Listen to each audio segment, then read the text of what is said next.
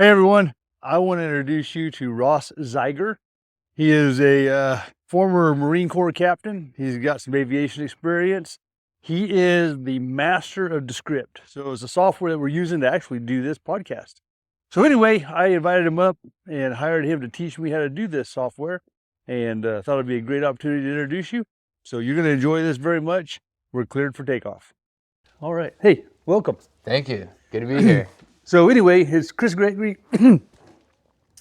Welcome to Final Approach with Chris Gregory. And my guest today is Ross Zeiger, who, folks, if you watch YouTube, you watch guys that are good technically, this guy will blow you out of the water. As you know, I am a philomath. I love to learn, and I've been learning how to do podcasts and videos. And so I found Ross through the power of YouTube, which you guys may be looking at that right now. And I invited him to come here from Mexico City and give me some coaching. And we're starting it out by me recording the podcast the way I've been recording them. And then we're going to edit it. So Ross, tell us about yourself. Yeah, thanks for having me here. So I'm from Washington State, grew up in a little town called Puyallup, and went to University of Washington in Seattle. I did ROTC there, Navy ROTC with a Marine option as part of since Marines are a department of the Navy, it was Navy ROTC. And then commissioned as a second lieutenant into the Marine Corps. And then went off to flight school, and I was just telling Chris about this before we started recording, but went down that path for about a year and a half, and then... So get this, Ross is a pilot, and I didn't know that until this morning. 100 hours in a T6. Right. How many hours in a helicopter? Probably 80 to 100 in the helicopter. Man. So I think I have about 200 hours total. And so it came to the point where it's time to decide whether to stay a Marine and fly helicopters or not. I did stay a Marine, but I dropped out of the flight school because I didn't want to have that 8-year commitment when I graduated. And I got reassigned as an air support control officer. Okay. So I finished out my contract doing that. And I got stationed in Okinawa. And then from Okinawa, I went to exercises in Thailand, Philippines, Korea, where I met my wife. And okay, so was she part of the military or a contractor in the military, or how did you meet her? Not at all. She was just civilian. She's from Seoul, and that's where I met her. And I was staying at a hostel. I was up from Osan Air Base for the weekend, and some of the people that worked at the hostel were friends with her friends, and so somehow we connected. And they said, "Hey, there's a girl you should meet, huh?" No, they didn't even introduce us. I think we just started talking from the group of people, and then started talking. So do you speak Korean? No. She speaks perfect English. So, oh, okay. Yeah. All right. Yeah, Korean's very difficult. Oh, yeah. I've tried it a bit, and it's the hardest one I've tried to learn. Oh, yeah. Have you tried Polish? No. I understand Polish is like one of the hardest. Like if you can speak Polish, you know any Polish people? I don't, but I'm a quarter Polish, so. No, well, I guess you do, huh? Yeah, I guess somewhere in my family tree, yeah. All right, I'll try to keep my jokes simple because not only is he a Marine, he's also Polish. So. Yeah, exactly. I know several Polish people that speak English and Italian and German and Russian, and I mean, they learn all these languages with different bases because Polish is so hard. Oh, okay. Yeah, no one speaks their language, so they got. Right, it's really hard to learn Polish, but if you know Polish, then the rest is easy. Right. Which is one of my big philosophies. You know that saying, the more you sweat in practice, the less you bleed in battle? Oh, yeah. What you go through is really hard. Now, you're huge into fitness, right? I am, yeah. What do you think about cold plunging? I haven't done it. I would, if I was living in the U.S. still, I would probably be doing it regularly because I like those kind of trends. Usually I'm like the float tanks or whatever the latest thing is, I always try it. Being in Mexico, there's not a lot of opportunities for that. Okay. But I'm open to it. I like to try it. Yeah, because the thing about the cold plunge, if I have my shower in the morning, if I do a cold plunge, it makes the rest of my day easier because that's so hard, right? Right. Do you do it in a bathtub or you? Well, I changed the water in my hot tub, and then I didn't turn the heat on. But now I had to turn the heat on because we got so cold. It was -8 Fahrenheit today, so I did have to turn the heat back on, but I was doing it in my cold hot tub. Oh, okay. And it was like 44 degrees, 46. So perfect, yeah. Yeah, so it wasn't quite break the ice to get in. Yeah, it wasn't quite the 34 or 33. So now I'm just doing it with a cold shower at the end of the shower. Take a hot shower, and then turn it on to cold for the last 3 minutes. And whenever it's this cold outside, the water coming out of your tap is pretty cold. 51 degrees is what I measured it here in the house. Wow. about a week ago. That'll do it. That's the equivalent of a cold plunge. Yeah. Now, you ended up in Mexico City, not because you always wanted to live there, just because your wife is going to college, huh? The college thing happened later. So we were going to go just as kind of a sabbatical because she was going to go to the Caribbean. She was going to go to a school in Granada. And Mexico City, I just heard a lot of people say it was their favorite place to visit, and I'd heard great things. So we did a long weekend there just to scout it out, see if it was a place we wanted to spend a few months. And we loved it right away. And so we did move there. And then a couple months in, we were like, I wonder what it would take to live here and go to school here. So we started, that was not the original plan, but we started looking into it, and turned out it was really easy. And a couple of days later, she was accepted into a school. Wow. And the biggest hurdle was she had to learn Spanish, but she has a work ethic where she can just buckle down and Real Korean work ethic. exactly. Yep. She just knows in the book and got to a high level of Spanish in a few months and started classes, and Wow. here we are. Man, that's 2 years very later. cool. So Well, I've done a lot of clinics in South America, so I learned Okay. how to speak Spanish so I could. wow, you And do the clinics in Spanish? in Spanish, yeah. Wow, awesome. Before the pandemic, I was traveling a lot to like Argentina and Colombia and Mexico and what have you. But since the pandemic, that's really dried up. And so I haven't been practicing much. And language is one of those things, boy, if you don't practice it, for me anyway, it's Goes away. gone away pretty fast. But I have a Right. Spanish YouTube channel. Wow. Okay. Escuela de Geraje Heartland. If you guys are bored and you want to check out some mediocre Spanish and some good blacksmithing. That's awesome. In Mexico City, when you fly in, it's like you're flying for 30 minutes over city before you get to the airport. Oh, it's huge, It yeah. is massive.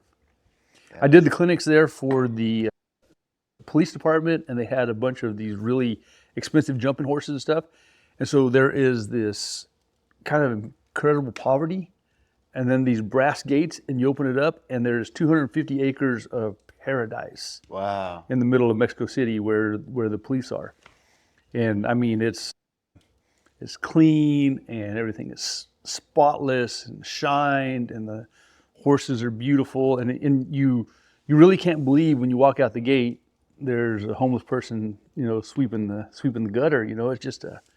It's such a contrast from in 100 feet. Right. So I don't know, what part of Mexico City are you in? In the south, it's Coyoacan is what it's called. Is it You know- nice? Yeah, it's pretty nice. It's the part you're describing. Was it Polanco by chance, or? That I don't know, because what Yeah. happens is I fly in, they pick me up at the airport, I go to an arena, I shoot a horse, and I'm back in the hotel and back in the airport. And so unfortunately, a lot of those details end up I lose track of over time. Yeah. They When- have a brand new cable car type of thing.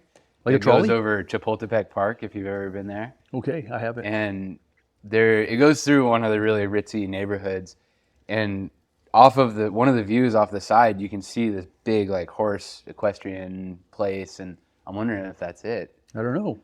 It could be. But yeah, super cool. Yeah, it was a neat place, and the Mexican people are lovely. Oh, They're yeah. really. I'm half Mexican, so Oh, my wow. mom is. I grew up in New Mexico. My mom's maiden name was Lucero, and her first language was Spanish. But as a youngster in the 70s and 80s, they didn't really want you to speak Spanish in New Mexico. It was almost like, I don't know, it was strange, but I didn't learn to speak Spanish very well, other than like the slang you might learn from your buddies, cuss Right. words, stuff like that. So you didn't start learning until later Right. in life. And so, when I did, I started reading my Bible, parallel Bible. So one side's in English, one side's Spanish. And I read it all the way through, and then I read it to Job. When I finally got to Job on the second round, I'm like, "Phew, this is enough, I'm like 1.5 times, But whenever you read a Bible in a parallel language, if you guys are doing Bible study and you want to learn another language, you wouldn't believe how much more you learn about your Bible. Huh. Because now you are reading it very carefully so that you can glean the meaning of the words in the other language. It worked really well for me, and then I use that Duolingo app. I'm sure you Oh yeah. play with that guy. Oh yeah. Yeah. Yeah, interesting tip. I'll have to pick up a parallel Bible and try that. And you can buy 2 books that are Spanish and English. So I read the Harry Potter series in Spanish, Okay. and I had it on my Kindle, and so I could reference the English. But it's actually kind of a hassle to keep it up that way. But if you have the parallel where one column is English and one column is Spanish, it's very easy to go well, and especially with the Bible where you got your chapter and verse. Because you say, well, here's John 1:7. Lines then up you, perfectly. right. And now you know this is John 1:7, Right. Yeah, I read like The Alchemist, if you know that book. Yeah. I read it in English several times. Paulo Coelho. Exactly. Yeah.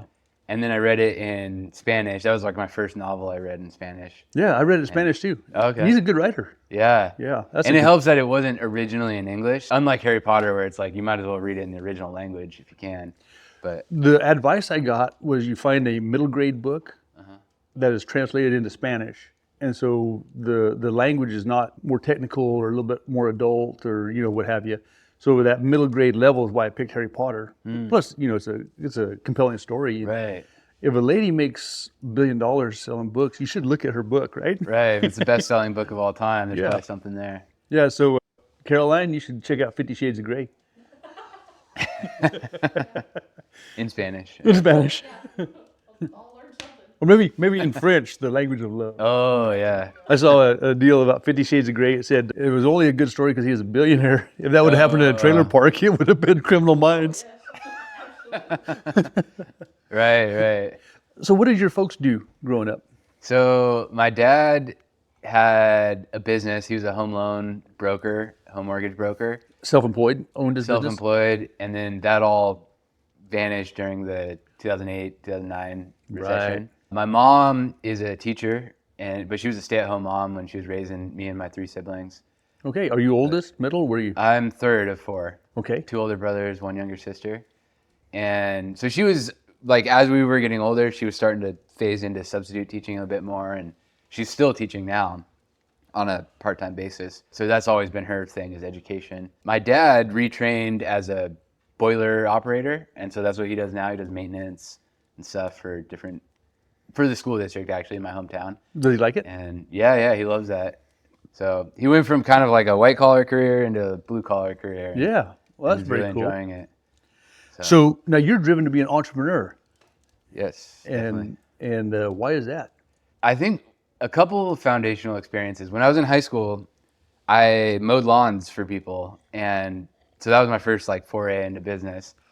And I remember my friends had jobs at Arby's or Jack in the Box or McDonald's, whatever, making $7 an hour. And I'd go mow a lawn, take me an hour, I'd get $100 for it. And I could do it when I wanted. I could still make all the social activities. And so that was my early experience. Like, I can work for myself, make more money, work less, and what's not to love about that? Sure. So I always knew I wanted to do that on a bigger scale. And another foundational thing was reading Rich Dad, Poor Dad Okay. by Robert Kiyosaki. Yep. And that really convinced me that entrepreneurship was the way to go. But I went down the detour of joining the military and not being That's an not entrepreneur. Yeah, exactly. That's a political and boy, your boss is your boss, even if you don't respect him. Situation often. Right. Yeah. Biggest corporation in the world. It is. And so, what about your military experience? Was that? Are you glad? Yeah, it's like if people ask me like, what advice would you give your 18-year-old self, and I say like, go directly for the thing I wanted to do, which is be an entrepreneur.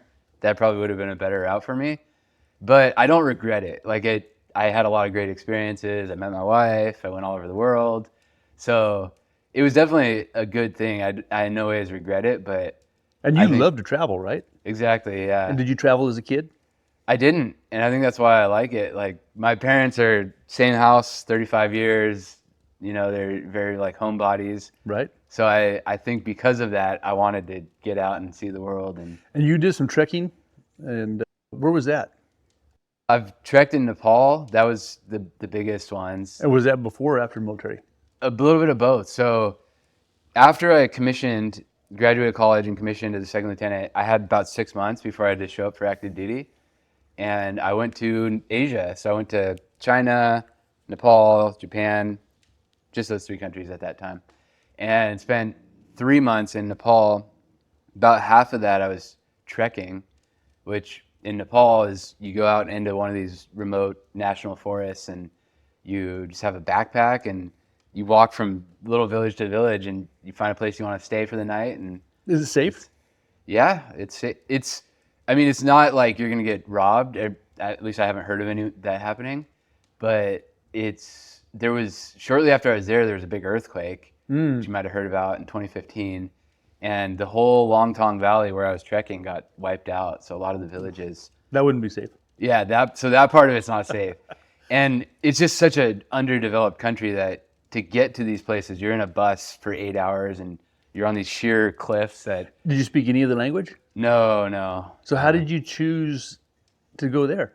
So my uncle had been there. My uncle is a big role model for me. He's traveled all over the world, and Nepal is his favorite country. So Okay, so you had a little bit of an in. yeah, but they all speak English too. It's a very tourist driven place, so it's not hard to get by with English there. Okay, So all right. And are you an adventuresome eater?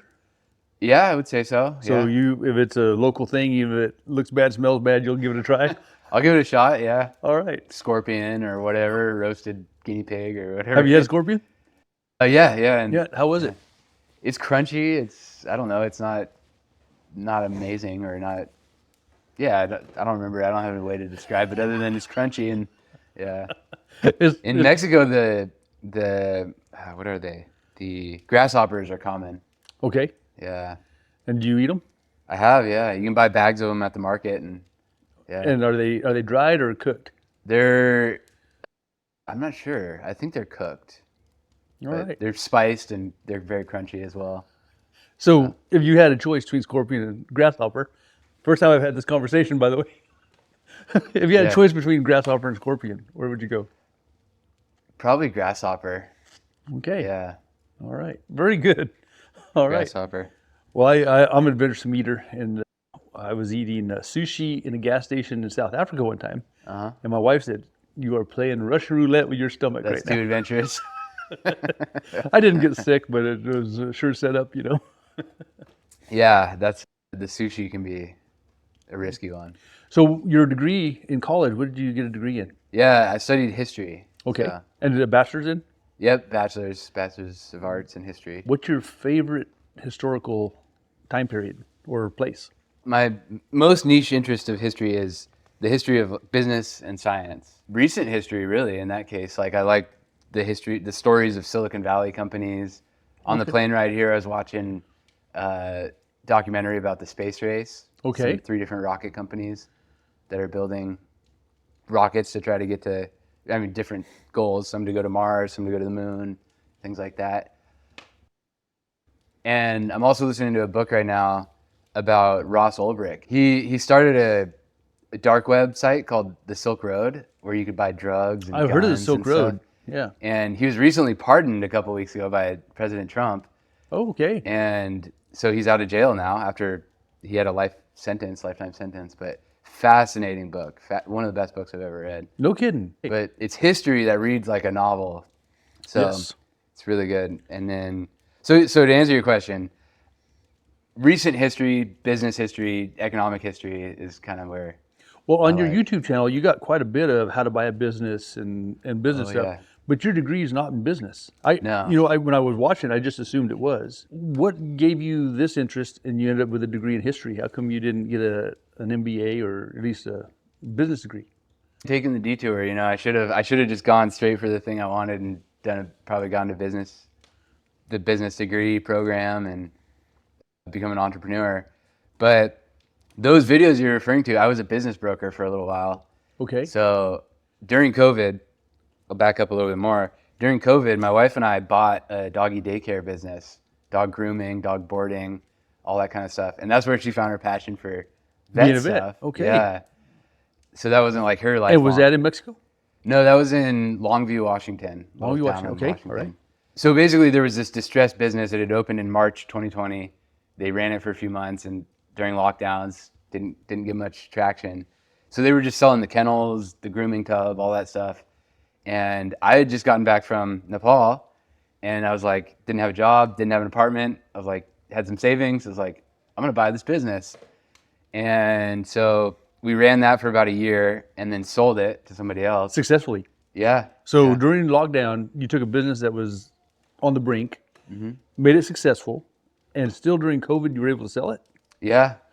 It was all very not to give the idea that this is like $1 million business. It was very small operation. Yeah, but still, it's if you're if you take $1 million, turn it to $2 million, or if you take 10,000, turn it to 20,000, the principles are the same, just Right. the number of zeros, right? Right. Yeah. So we bought this. It was a very small transaction. Didn't have a broker or anything like that. But I learned that was possible. You can just buy and sell businesses. So I forayed into being a business broker. And by a business broker, you were selling for a brokerage, or were you buying and selling? Yeah, I was an agent for a brokerage, an Okay, existing all right. brokerage, and And was that an international job? it. No, it was just U.S. and it's typically local, which is why it didn't work out for me because I was trying to do it from Mexico at that point. Oh, I'd wow. moved to Mexico by that, and so I'd get a lead and somebody would be like, "Oh, you're not here to sell my business in Houston. Well, I'm gonna go with someone local." So whenever And all right, so let's say that I had, I don't know, an antique store. Could I call you and say, hey, what's my antique store worth? And I'd like to sell it. It's on the square in Lamar. And then you would come in and help me figure that out. Is that how that worked? yeah, exactly. Yeah, I'd look at your cash flow and come up with the valuation. Like, I think you could get this on the business marketplace, and then we'd post it on bizbuysell.com. It's like being a real estate agent. You vet the buyers, like make sure they have the money to actually buy it, and then get them through the process. There's a lot of hoops to jump through, Oh, but yeah. All right. yeah. Well, that's pretty interesting. But you don't do that anymore. No, yeah, that was only less than a year trying that. Okay. And so now you have a website that's pretty incredible. Did you put that together? Yeah, I did my website all myself. And I'm talking about the Descript Mastery. Is that your only website? Yeah. Well, I have a personal website as well, rosszeiger.com. But yeah, Descript Mastery is my main one. That's what I assumed you were Yes, sir. talking Yep, about. that's Yeah. the one I'm talking about. And is that how you make a living now? Yeah, that's my main source of income. All right. So, Can you tell people about it? Because yeah. the reason you're here is because of how compelling your website was, Mm-hmm. and then watching your YouTube videos. I mean, obviously your knowledge in this field is huge. So tell people about your website.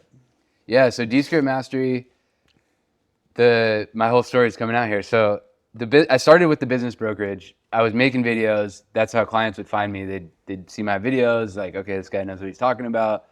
And they'd say, hey, could you help me sell my business or do some consulting for me about the process?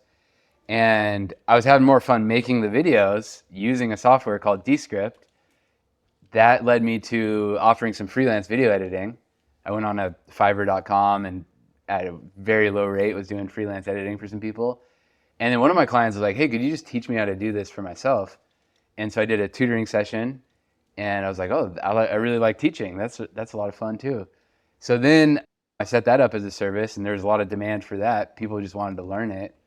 And especially with Descript, it's so easy to use. It uses a lot of AI. So it's so easy to use. That is really kind of like me saying, just build a horseshoe. It's so Yeah. easy to make a horseshoe. It is. That's true. It That's is fair. not. So I'm 56 years old, Uh-huh. and I can't think like a computer. And so unfortunately, I grew up going to school in the 80s. Computers were just kind of coming in, and I was even part of a group that didn't even care. And I actually thought the internet was never going to affect me. I thought I could live in an internet. I shoe horses and teach horseshoeing. Why would I need the World Wide Web? Right. Of course, the world has turned in a way that obviously that's not true. But in 2009, I had no internet presence. I barely had an email, only because the state required me to have one. And so in 2010, I launched my YouTube channel because, well, there's no spice like hunger, right? So in 2005, I'm turning away 30, 40 students. 2009, I break even. 2010, I'm 70,000 behind in revenue. So I launched my own YouTube channel without knowing anything. And so I've always been behind the curve. So when you say Descript is easy, I would like to put quotations around easy. Yeah. Yeah. I should say it has a lot of AI tools that, compared to other traditional editors, take a lot of the tedium out of things. Like there's a button, for example, that'll just take out all your filler words. I've seen that and I've used it. In the past, you'd have to go through see the sound waves. You'd have to back up, cut it out, delete it. But now Descript transcribes the whole thing. It finds those ums and uhs and just removes it for you. And I haven't done descriptive video yet because that was like the next level. I was lucky to do it with the audio. But you can edit a Word document and it edits our video. Right. Yeah. Right. It transcribes the audio, and then you can select it like a Word document, like select the sentence and then just hit delete, and that'll be gone from the video. And it syncs up the words, everything. Like it's perfect, huh? Right. Yeah. All right. Yep. So that's what I mean when I say easy. I was really enjoying using that software, and then that led to me teaching it. And do you have any part of it? Are you part of Descript or? No. And do they give you any kind of a kickback? They have an affiliate program that is open to everyone. It's not like it's special for me or anything, but so I get a little bit if people sign up. They find Through one of my your videos. okay. Yeah. All right. Can we put a link on this video? Yeah, we can. All right. So put a link. Yeah. So if you guys are interested, a lot of you know my good friend Brian Mullins. He's the one that got me on the podcast. So a little quick history. Brian Mullins is a farrier in Ontario. Really top end guy, does some wonderful horses. And he started a podcast. I was his first guest. And I didn't even listen to the podcast for like 2 years. Sorry, Brian. And I finally listened to it. I thought, wow, that's really cool. And I started listening to all of his podcasts. And we had the same editor. Her name was Heather, remarkable woman. And I would just send it to her. She'd send back this finished product that it sounded so much better than it did whenever I actually had the conversation. But it got expensive, and so I was spending almost $1,000 a month trying to get this podcast out, and there's no money in this. This is something you do because you want to do it, and something you do because you're hoping that the people that see you end up becoming customers, right? Right. So anyway, Brian and I decided to start doing our own editing, and Brian's smarter than I am, but he said, yeah, it's going to be easy. And then he said, I'm going to use Descript, and so I started using Descript, and my first one was the Shannon Rollins one. And so I'm sure if you watched that or heard that, you're probably like covering your ears because I had no idea what I was doing. And I probably spent 40 hours on trying to put that together and trying to watch a video, trying to find the thing that I didn't understand to get to the next thing that I didn't understand. And so that was a difficult hill for me to climb. And for some of you guys, it will be too. Once you figure out the first thing, then you can understand more of the second thing. And that's kind of where I'm at now, which is why you're here. Right. So we'll put a link to Ross's Descript affiliate. And if you guys are interested, descriptmastery.com, you guys should check it out. Absolutely. All right. And so you're making a living doing this now. Yeah. Yep. And you guys, you edit podcasts for people as well?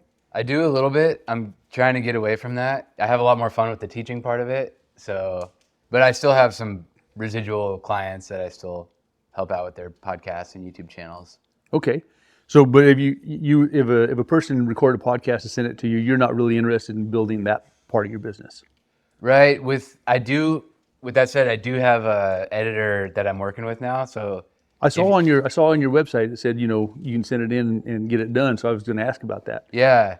So I do outsource now. So rather than me editing it, I sort of project manage if you did send me a podcast. And so what does it cost if one of these people out there wants to start a podcast and it's going to be an hour long every week? What would that cost to get edited? So it depends heavily on how much editing is going to be involved. If it's just audio, that makes it a lot easier. The video has a whole nother layer of complexity. Okay. And then if you have multiple cameras, we have 3 cameras going right now, that creates a lot of changes and edits. If you're going to pop up graphics. So to answer your question, it could range from, very simple, hardly any edits at all, up to a highly polished thing. And it could cost, I used to charge by the hour, that's the easiest way, but I've moved towards charging by the project. Right. And let's see, if I had to throw out a number, I'd say anywhere from like $100 to $300 for an hour-long podcast. So that's not bad. So that's actually less than I was spending on mine, just audio. I love to learn, so I've had this really incredible winter of learning about this. But on the downside, I had to learn about this, right? I couldn't just record and send. But I also wasn't getting any video. And so the video is the new thing that I'm trying to make sure that I add to The to the equation. product. Yeah. All right. And so, what are your goals after you're done with your wife's vet school? Are you going to stay in Mexico City? So no, probably not. We're probably going to go back to the U.S. because that's the best place to start her career. Okay. And our plans are, we're always throwing out ideas like, should we go to Australia? Should we go to probably an English speaking country? Because that's tends to be the best place to start a vet career. But specifically the US, the license is really valuable and you could practice anywhere in the world from there. Because we both like to travel and And she will live have to abroad. test in the U.S. to get a U.S. license, right? Correct, yeah. She'll have to go through a series of board tests and stuff to get certified. But once she gets a U.S. license, it's pretty easy to take that to Nepal. Right, yeah. Okay. Yep. And how about a Mexican license? Is that pretty easy to take to Nepal? Or I don't know. Probably not. Okay. It's All right. probably not. Probably just stays within Mexico or And what South about America. if you were comparing a Mexican license to a Caribbean license? Do you know the difference? Well, so the advantage of the Caribbean school is those are the only other schools that can give you the U.S. license upon graduation. They're NAVLE certified as the body. Okay. And so a lot of U.S. vets have gone to these Caribbean schools. Right. So that was the appeal there, but it also cost 10 times more and all that. So there's a chance that if we go straight to the U.S., she might have to work as a vet tech for like a year while Okay. she's studying for the NAVLE. And then Well, you've been in a lot of places in the world. If you had to pick one other place to live, where would it be? to live, I mean, Mexico is like I'm already living in Mexico, but as far as living, Mexico is a really high value place because things are affordable, the infrastructure is pretty good. Thailand, I also rank very highly. Okay. I mean, all of Asia is really, really compelling. Like, Have you been to Australia and New Zealand? no, I haven't. No, Okay. not yet. Yep. How about South America, like Brazil and Argentina? Haven't been there either. Okay. So I haven't been that many places, honestly, but maybe I think 8 or 9 countries in Asia, and then Mexico, Belize, so Central America a little bit. Okay. So high value places that are affordable and have good infrastructure are what you're looking for with Yeah. places to live. Yeah, you go to like Costa Rica is beautiful and what have you, but they got one main road that's like just a 4-lane highway, and in places not even 4-lane. It's supposed to be like 2.5 hours from north to south, and we were on that road for like 9 hours because there had been a Wow. wreck, and so that infrastructure was such that you just there's no way to get around. It's you if you can't be on that road, there's not side roads to get around the wreck that had happened. In Argentina, the roads occasionally will have a hole in it. And I'm talking like you could put a couch in it. I mean, and you're driving along, all of a sudden, it's Right. so the infrastructure is pretty important. Yeah. And with that said, I mean, there's parts of Mexico that are like that. Yep. They're super neglected and stuff, but there's also parts where it's like beautiful, like Roma Condesa in Mexico City is like a really beautiful area. You prefer city over country? Yeah, sometimes when I come out to a place like this, I'm like, wow, this is, I could do this. But overall, I like being where things are happening, having opportunities and convenience, and You can ride your bike to the park or to the Yeah. gym or to the restaurant. biking and walking and not having to own a car is all super attractive in this phase of life. Yeah. All right. So So do you have plans to have children? we don't have plans. But Okay. we'll see. Yeah. All right. Can you teach me something? Unrelated to Descript. Yeah, unrelated to. So we've been talking about Descript, we're talking about travel. I had one guy tell me how he mows his yard. I've had another guest tell me how he lights his barbecue. So Okay. something along those lines. Let me think about this. Okay, and one of my sort of weird passions or side hobbies is having privacy and security apps, like privacy and security For your phone and your techniques computer? for my phone and stuff like that. So I use an operating system on my phone called Graphene OS. It's Android, but it gives you a lot more control. Like you can isolate your apps from each other. So if you have, Facebook is one of the main culprits. If you had Facebook on your phone, which you shouldn't in the first place, but if you did, you could isolate it where it's not sharing information with other apps on your phone. So it gives you a lot more control. So that's one thing is you could get And can you get that for iPhone? no, it's It's strange. It's actually only available for Pixel phones. Okay. So can you teach me something that would actually apply to the rest of the world? Yeah, so that was where I was going next. Is there's other apps, like for example, I use a email called Proton Mail, and it's like a privacy respecting email service. And so all my business accounts, everything is under that. And the number one tip I would give somebody is use a password manager. If you're not using a password manager, then do that. And so is Google Password enough? Google has one. I'd recommend a third-party one. Like, depends how hardcore you want to be with all this stuff. But open source, third-party one would be the best.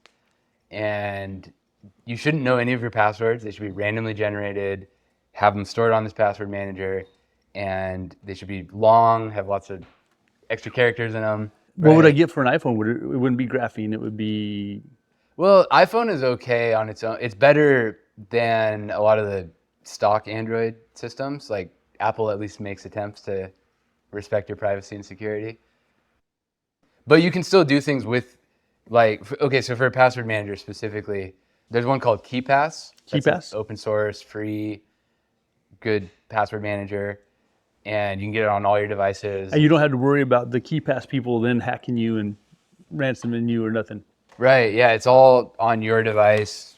And you can upload the information to a cloud if you wanted, but it's best. Can you show me how to do this while we're here this week? I could. Yeah, we can talk about that. All right, excellent. And do you tell dad jokes? I sometimes do. Okay, do you have a dad joke? Let's think about this. What's really cool is I love getting the guests that I don't know well because I get to know them during the process. But if they don't know me well, then they don't know I'm going to ask for a dad joke. Right. So, I've seen your podcast, but not to the end. So oh yeah, so it's one of those, when you look at stats, it says this video was viewed for 7 minutes out of 12. Right, yeah, that's typical. Yeah. Oh man. So who's your favorite podcaster? Who do you listen to the most? I had a friend who told me about Joe Rogan back in 2009 when he was first doing it, back when he was like him and Brian Redband in front of a webcam. And Joe Rogan is like the biggest guy He is huge in the world now. And I was slightly late to the game. I started listening in like 2012.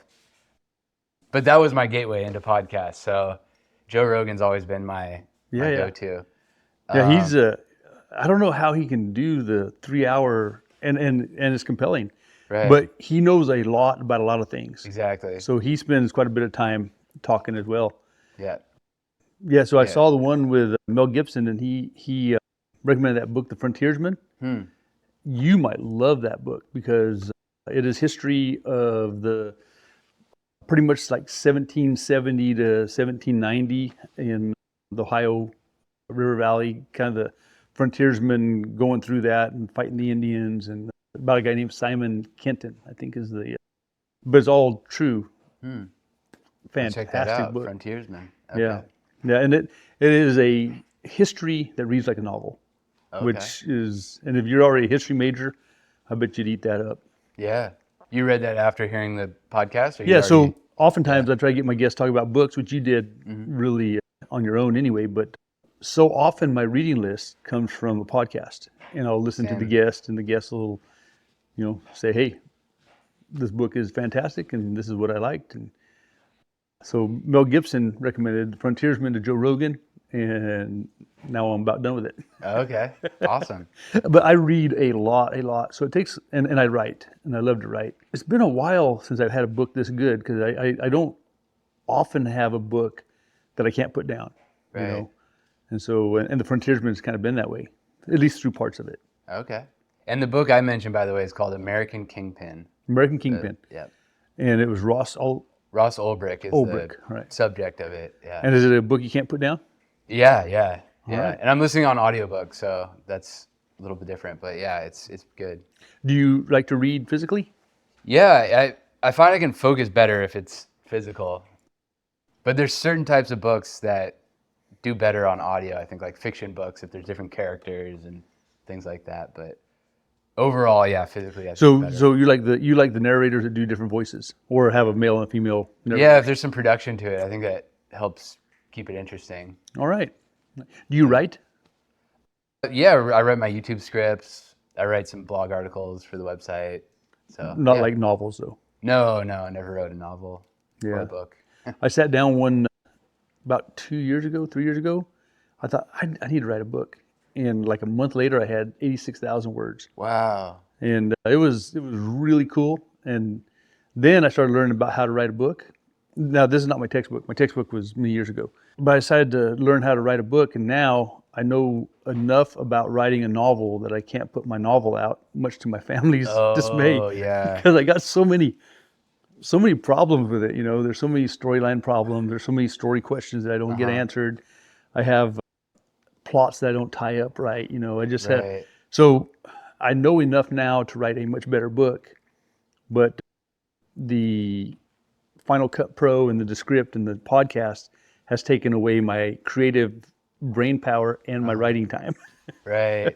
Yeah, I've gotten that way with YouTube where I used to just crank out videos and, no training, never taken a course. And then I took this course and now I'm like, I see all these problems with it and I spend way more time to the point where I don't put anything out at all. And it's like, yeah, it's just better off just getting Just- the reps of just putting things out. But yeah. All right. So now I gave you some time here. I got away from the dad joke to Oh, give you this crap. moment. Still haven't thought of anything. I told Kelly that I saw a wolf, and she said, "Where?" I said, "No, the normal kind." Here's where editing will come in handy. Right, yeah. I'll edit out all this thinking. I need ChatGPT to prompt my brain. Speaking of ChatGPT, that's an amazing tool, isn't it? Oh, yeah. I'm just astounded. I can ask it questions like asking a person, and the way it comes back, and then if I don't do anything, I'll come back to it 3 days later and ask another part and say, "Whoa, well, since you are traveling to Iceland, this is another thing you should be thinking about." It really is cool and frightening. Right. What do you think about AI? Is it going to be good for us or ultimately bad for us? So one thing on the ChatGPT point, it remembers the context of all your conversations. So if you've asked it a lot of things over time, an interesting, fun thing to do is ask it, based on all our conversations, what do you know about me? And it'll tell you, like, I think you're this is your personality, this is your interests, and No it's kidding. pretty frightening, as you said. And back to the privacy stuff, that's ChatGPT is not a good option. You should run stuff locally on your own computer instead of use the internet. But that's a conversation for another time. No, it's Overall, not. No, it's not. okay. So run stuff locally, like my local AI that I have in the closet. What do you mean by that? So you can download. So right now in the news, there's this R1, the Chinese model Okay. that everyone's talking about. There's the one that crashed the market, kind of. Yeah, All right. yeah.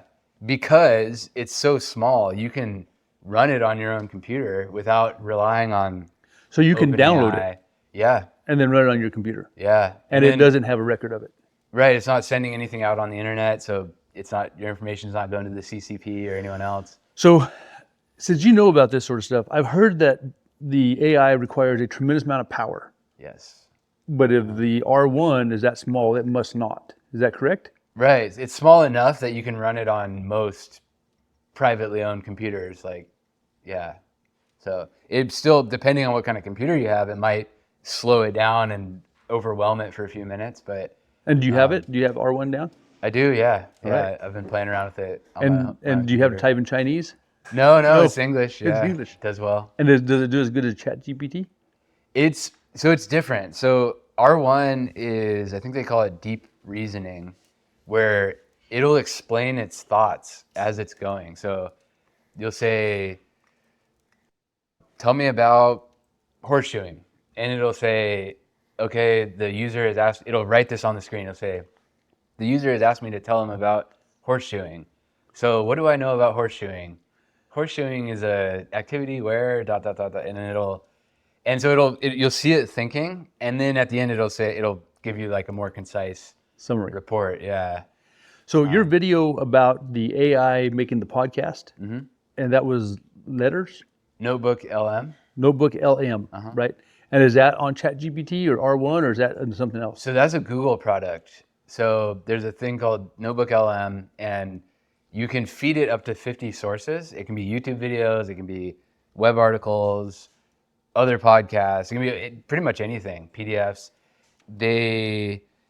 It'll take all that information and then it'll put it in its brain and its memory, and you can interact with it. You could ask it questions and say, I think the video you saw, I did one about Chinese cars. Right. And so then you could ask it questions like, what are the major brands in the But Chinese then cars? whenever it generated the podcast, because you only played like 10 seconds of the podcast, it had a male and a female voice. Or was that voices that the computer made, or was those somebody's voice that they took the syllables out of?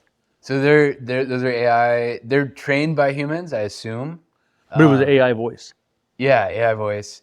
And so what he's describing is you can, based off of the articles, you can generate a podcast and it'll sound like two people interacting. It was And unbelievable. and that's something Descript can do as well, as generate the AI voice. Right, but you have to load quite a bit of stuff for it to do that, right? Not much, just a paragraph. You read a paragraph and then it'll know your voice. Okay. So Wow. All right. Did you get a dad joke yet?